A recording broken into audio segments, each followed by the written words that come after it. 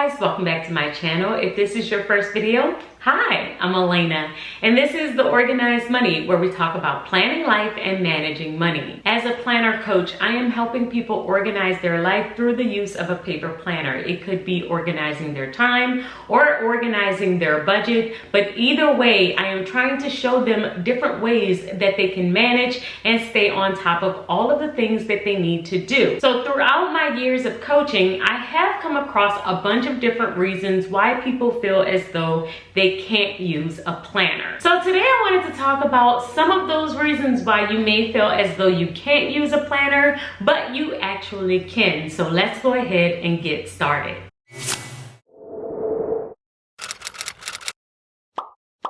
Excuse number one, the number one reason why most people feel as though they cannot use a planner is they don't have time. Feeling as though you don't have time to actually open up your planner just means that you're probably planning at the wrong time of the day. If you're trying to open up your planner during a time of the day when you normally have something else going on, then that's probably not the best time. I usually don't try and open up my planner first thing in the morning while my kids are still home, because they're still home and they need my full attention. Once they leave and they head off to school, now I have the opportunity to sit at my table, open up my planner undisturbed. So I want you to think about the prime time during your day when there is nothing else going on. Because if you feel like you don't have time to plan, then that means that you're actually just planning at the wrong time. You need to look at another part of your day when you usually aren't interrupted. So if you're normally interrupted in the morning, think about the lunchtime. Think about your evening time.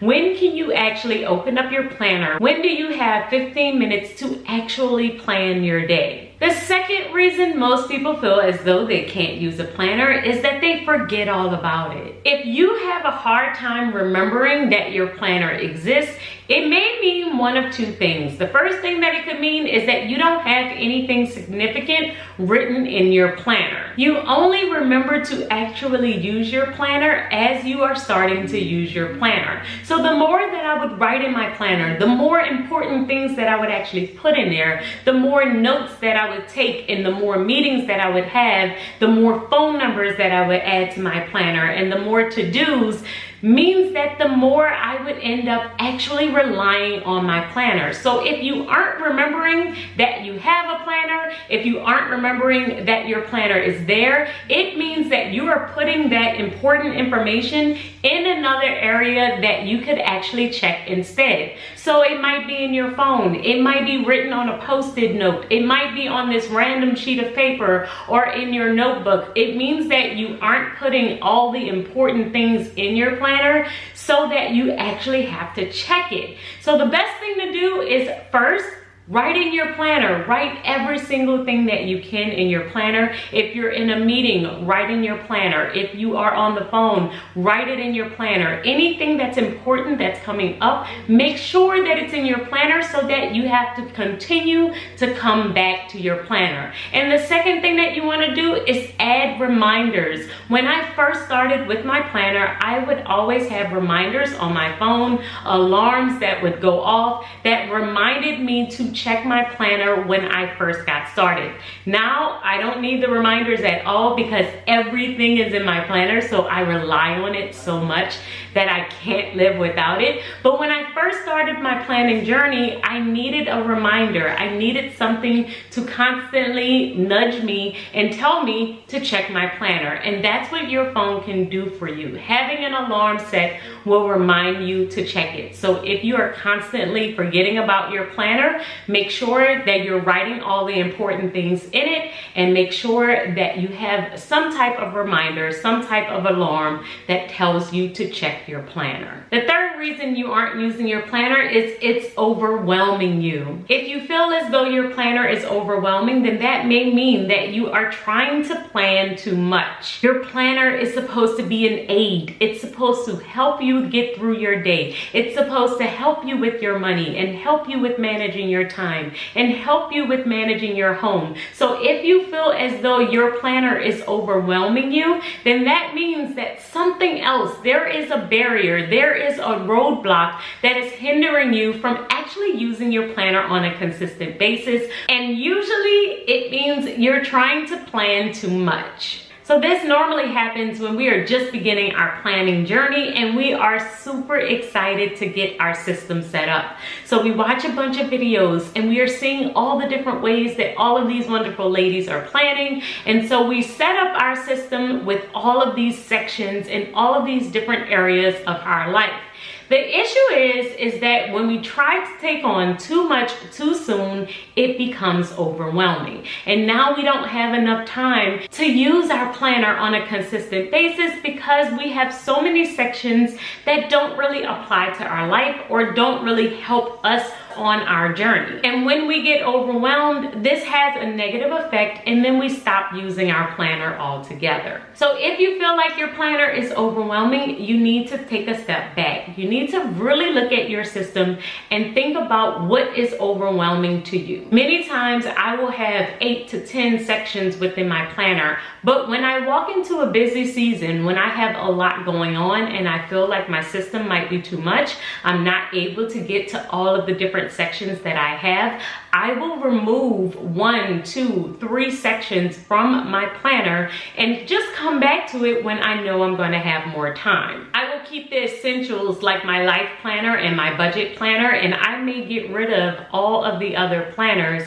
until I feel like I am able to take them back on. But when overwhelm comes in, we need to evaluate our system and really realize what is actually working for us and what's not working for us, and remove whatever is not working. The next reason you're not using your planner is because you're bored. Sometimes if we've been doing the exact same system for quite some time, we can get bored with our system without even realizing it. So usually what happens is we aren't excited one day about opening our planner, so we don't do it. And then it just kind of carries over until one day we realize it's been 2 weeks since the last time that we looked at our planner. So we may pick it up again only to put it down again a few days later, and we don't know why. We just aren't planning. But the reality can be we are bored with our system. So whenever I get bored with my system, I don't usually change my system, only because I know my system really works for me.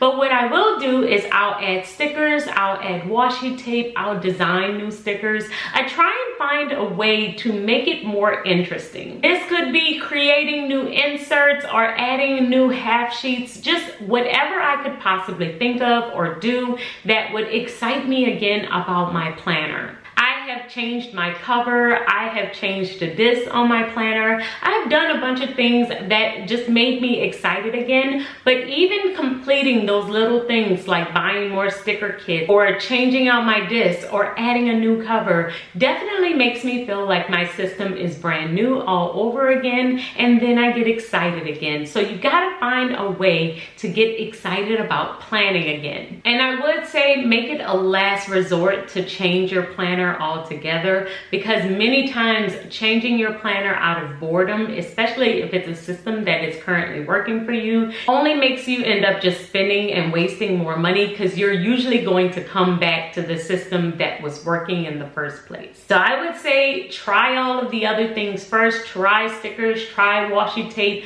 try changing your cover, just other things that will switch it up without having to change your planner completely, unless you feel like that is the change that you need. The next reason that most clients say they aren't using their planner is because they don't write the important things that they need in their actual planner. So this normally comes up when I'm talking to a client and they are writing notes on a sticky pad or on a post-it note or in another notebook, because they don't want to mess up their planner. Their planner is so neat and it's so nice and it's so pretty that they don't want to actually write in it. They feel like their handwriting isn't up to par, so now they don't want to actually use it, which means they are writing all of the important things on other post-it notes or in other places. The issue is though, when they need those notes, they can never find them because they are scattered in a bunch of different places and they aren't actually in your planner. So this causes us not to actually use our planner because we're trying to keep the planner pretty,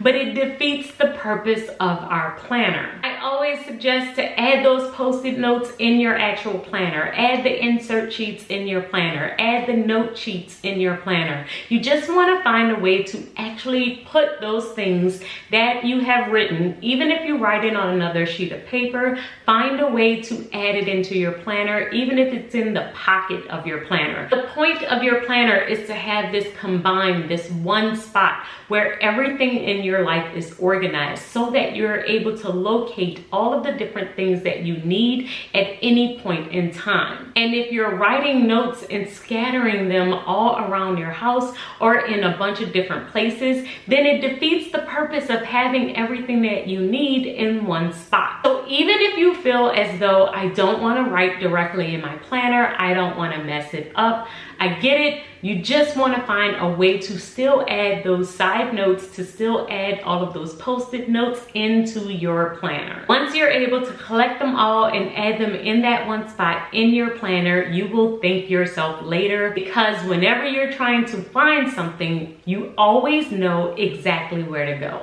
The next reason most people feel as though they can't use their planner is because their day is always changing. So you have a flexible day. It means your day will change from day to day. You never have the exact same schedule. Something is always coming in and interrupting what you have to do. I believe that there is a misconception that we have to stick to the plans that are written out on our planner exactly as they are. But your planner can flow and can change and can adjust based on your schedule. There are so many days where I have written out all of my plans in black ink, where I believe this is exactly how my day is going to go, only to find out that everything is going to be changed and I need to adjust all of the plans that I have just written out. And that is okay. Sometimes your planner will transform from a planner to a tracker, where I am just tracking my overall time and just tracking what I actually did instead of what I'm going to do. But the goal here is to basically keep up with my overall productivity. It is not so that I have to complete these plans exactly as they are listed.